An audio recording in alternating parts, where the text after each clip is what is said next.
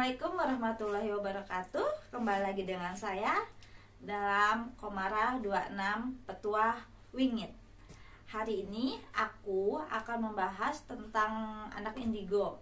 Jadi kita mau tanya-tanya nih, gimana sih kesehariannya dia? Apakah dia suka ngobrol sendiri? Apakah dia suka komunikasi sendiri gitulah pokoknya. Dan kita mau nanya apakah selama ini dia nyaman gak sih, misalnya mempunyai apa sih kita sebutnya indera keenam gitu. Pokoknya semuanya akan kita bahas. Dan untuk teman-teman jangan lupa tonton acara ini sampai habis. Dan sebelum itu boleh di like, comment, and subscribe, dan juga dipencet tombol loncengnya ya. Oke teman-teman, sekarang kita langsung panggil aja Anhar dan sahabatnya. Nah, ini dia nih. Halo semuanya. Halo. Oke teman-teman, di samping saya udah ada nih 2 orang yang nemenin saya. Sebelum itu kita langsung kenalan dulu aja ya, sebelum kita langsung lanjut lagi ke yang lebih dalam. Di samping saya udah ada Kak siapa? Anhar, Kak. Nah, oh ini yang namanya indigo itu, Kak Anhar. Terus di sebelahnya? Namanya Amir, sahabatnya Anhar kebetulan. Oh, sahabatnya. Oke, kita langsung tanya-tanya aja ya. Untuk Kak Anhar, saya dengar-dengar Kak Anhar itu seorang indigo ya? Kalau indigonya sih saya juga nggak tahu ya, Kak. Saya juga nggak ngerasa saya indigo gitu. Cuman kata orang-orang aja sih, karena ngeliat saya sering suka-suka ngeliat kayak aneh gitu. Jadi mereka bilang saya indigo gitu. Oh gitu. Jadi maksudnya Kak Anhar ini suka menunjukkan interaksinya dengan makhluk astral gitu ya? Seperti ngobrol gitu atau gimana? Itu sih hanya kebetulan saja, Kak. Spontan gitu saya. Jadi secara tanpa disengaja ya saya berinteraksi gitu dengan dia, sama makhluk itu. Oh begitu. Kalau boleh saya tahu dari umur berapa sih Kak Anhar udah mulai bisa melihat makhluk asing gitu? Dari kecil. Oh dari kecil. Apakah ada kejadian sesuatu yang bikin Kak Anhar bisa melihat atau bagaimana? Kalau itu sih kurang tahu ya. Ya saya juga nggak tahu juga sih bisa mengerti gitu, Tiba-tiba kayak, gitu aja? Iya, tiba-tiba aja gitu. Oh gitu. Untuk Kak Amir sendiri, sebagai sahabatnya emang sering melihat dia suka ngobrol gitu sama makhluk-makhluk astral gitu? Iya benar, dari dulu kita sahabatan kan udah lumayan lama ya gitu. Dia kadang kita lagi berdua nih, lagi nongkrong, dia kadang ngobrol sendiri nggak jelas gitu. Terus saya tanya, kenapa ngobrol sendiri gitu? Katanya enggak, gue ngobrol sama itu makhluk lain gitu katanya. Oh, Kadang juga ada makhluk nih kata dia cerita sendiri, datang nggak diundang tapi pulangnya minta diantar gitu ke misalnya daerah Jawa atau daerah mana gitu. oh, repot sekali. Terus Iya. dianterin itu beneran? Enggak juga sih, karena jauh juga. Iya, ya jauh banget. Repot banget ya kalau kayak Iya. gitu ya. Terus untuk Kak Amir sendiri nih emang nggak ada rasa takut gitu kok punya sahabat? Wih, kok sahabat gue aneh gini gitu loh. Ntar gue disangkain gimana gitu. Maaf ya Kak Anhar ya, maaf. Iya, Kak. Ya nggak takut sih, tapi kadang sedikit malu ngomong sendiri gitu kan. Kadang ada orang lihat gitu kayak orang gila kayaknya. Nggak tahu ini apa dari kecil apa gimana, nggak tahu. Oh, tapi udah pas kena Kak Amir emang udah seperti ini kan? Iya udah dari dulu, Oh. dari awal ketemu gitu. Untuk Kak Anhar sendiri maksudnya kayak gini emang nyaman atau maksudnya kan ada yang takut ya, takut terus minta ditutup. Saya dengar sih kayak gitu, bisa kayak gitu kan ditutup. Tapi untuk Kak Anhar sendiri ada keinginan untuk ditutup atau emang udah nyaman dengan kondisi seperti ini gitu loh? Kadang sih saya jalanin dengan nyaman gak nyamannya, Kak. Yang nyamannya itu kalau misalkan interaksi dia itu nggak membuat saya terganggu gitu. Nah, dan yang nggak nyamannya itu kalau misalkan dia berinteraksi dengan mengganggu. dengan hal-hal yang mengganggu saya itu membuat saya gak nyaman sih kan. Oh gitu, saya pernah dengar nih kalau misalnya kita punya bisa melihat, terus kita nggak usah atau jangan lah, ibaratnya jangan nunjukin ke makhluk itu kalau kita tuh bisa lihat dia. Kalau kita nunjukin, dia bakal kayak ngajak kita untuk berinteraksi gitu. Benar nggak sih kayak gitu? Maksudnya kalau lihat dia ya pura-pura aja kita emang nggak pernah lihat dia gitu, kalau emang nggak mau Iya lihat benar dia. sih, benar. Kalau soal itu ya benar kayak gitu. Karena dia seseorang yang bisa melihat dia ingin berinteraksi itu karena dia ingin meminta sesuatu dari orang yang bisa melihat dia. Ibaratnya seperti meminta pertolongan kepada orang tersebut yang bisa melihat dia. Karena ada pernah ngalamin kayak gitu. Pernah sih sekali waktu itu. Dia maksudnya minta tolong gimana gitu? Dia belum sempat minta tolong ke saya, cuman dari jauh semakin lama itu dia semakin dekat dengan saya karena saya bisa melihat dia. Serem banget ya. Tapi kanan nggak pernah, apa maksudnya, kayak keganggu gitu kan, bentuk mereka kan mungkin aneh-aneh kan. Aduh, aku sih takut. Ya kadang sih kalau misalkan dia nampakin wujudnya yang serem sih terganggu juga gitu kalau misalkan saya lagi sendiri gitu. Untuk Kak Anar sendiri saya penasaran nih, bentuk-bentuknya yang sering Kak Anar temuin itu kayak gimana sih gitu. Walaupun saya takut juga sih sebenarnya. Yang pernah saya ketemu itu ya dia bentuk mukanya itu, wajahnya itu hitam dan enggak gitu. Iya, dan enggak terlalu begitu jelas, dan cuman ya kalau misalkan dia nampakin semakin dekat itu wajahnya itu seperti hancur. Itu yang paling serem atau ada lagi yang lebih serem? Ada lagi sih yang lebih serem. Yang paling serem itu menurut saya didatangin kayak sebuah jubah hitam. Jubah hitam itu seperti kayak malaikat pencabut nyawa gitu. Terus? Itu yang paling serem sih menurut saya. Kayak gitu. Terus ada lagi bentuknya itu, dia itu tangannya itu panjang sampai jari-jarinya juga ikutan panjang, badannya itu bungkuk. Cewek cowok gitu? Kurang tahu dia cowok atau cewek, saya kurang tahu. Yang jelas itu larinya itu dia cepat. Terus keluarga Kak Anar sendiri tahu juga kalau Kak Anar punya apa namanya, kayak indra keenam gitu ya, kelebihan gitu? Kalau keluarga sih semua melihat Kak Anar itu udah pasti tahu. Ada lagi nggak sih di anggota keluarga Kak Anar selain Kak Anar gitu yang punya kayak begitu? Kalau menurut saya sih ada ya. Mungkin keturunan kali ya, atau gimana gitu? Bisa jadi juga dari keturunan Kak. Ada berapa orang tuh? Apa semuanya mungkin bisa semua? Mungkin di keluarga cuman beberapa orang doang sih yang mempunyai kelebihan seperti itu.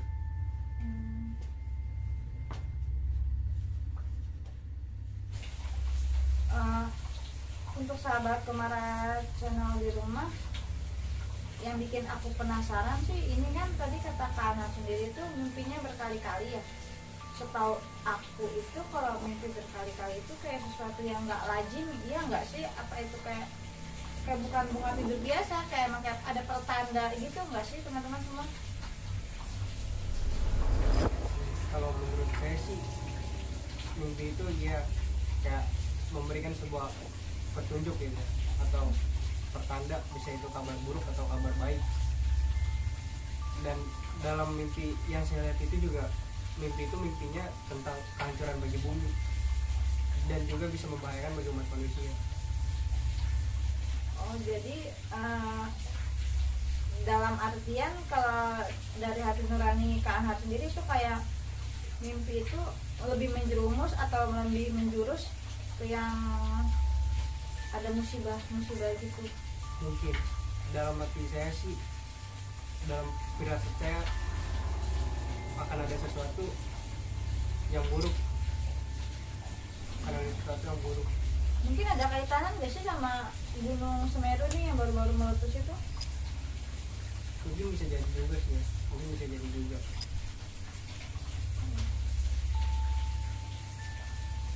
Untuk Kak sendiri gimana?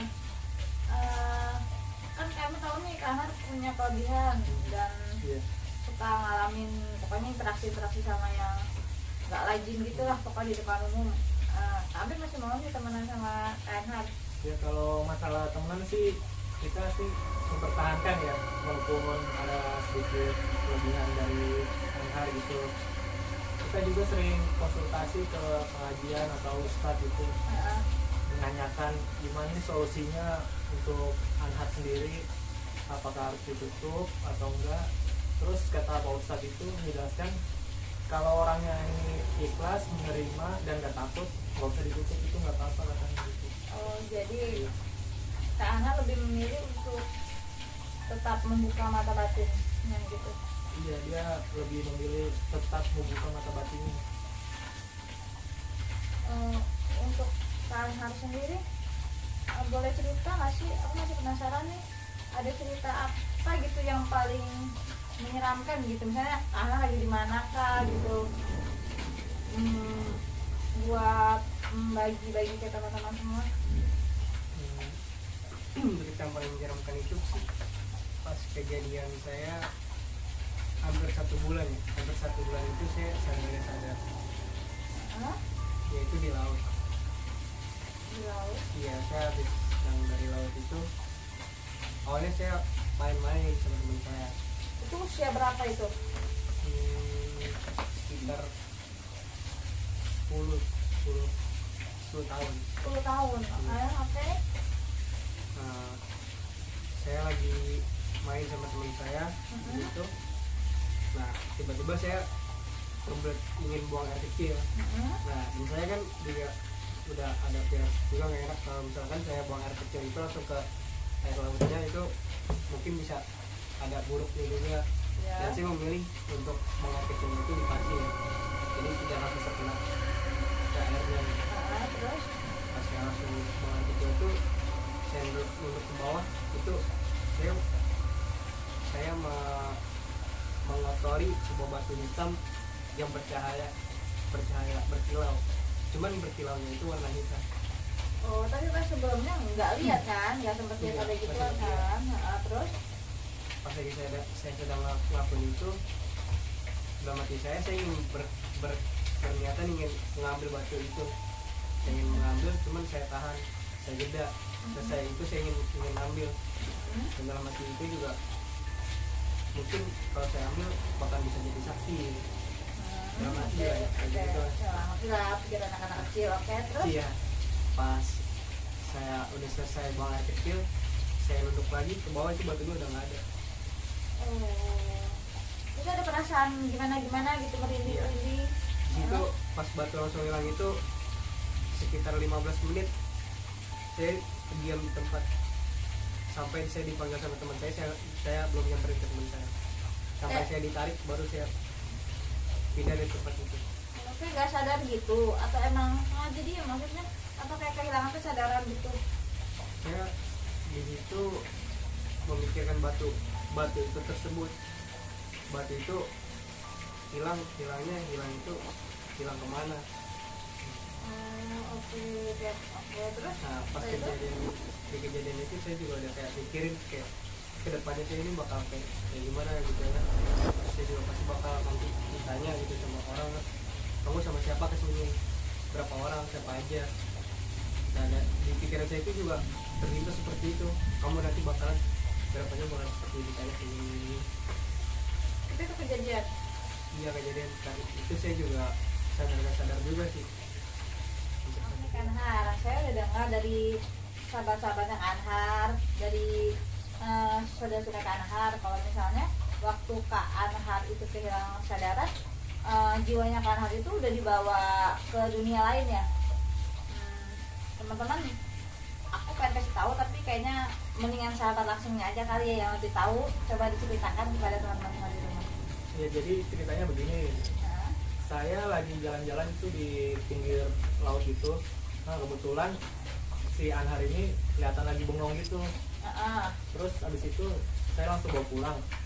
Nah di rumah itu dia tetap bengong gitu sampai malam gitu. Nah akhirnya keluarganya kan cemas gitu. Setelah itu paginya kan kita bawa ke rumah sakit tuh bareng-bareng keluarganya gitu. Nah itu di rumah sakit dia tuh kayak ceramah-ceramah gitu, ceramah tentang apa gitu, firman Allah, hadis gitu. Padahal semenjak kecil dia nggak begitu, belum hafal hadis-hadis gitu. Terus kata dokter nggak bisa nanganin begitu katanya. Terus dokter manjurin ke rumah sakit jiwa katanya untuk mengecek kejiwaannya. Terus keluarganya tuh nggak mau, katanya mau dibawa pulang dulu kata keluarganya gitu.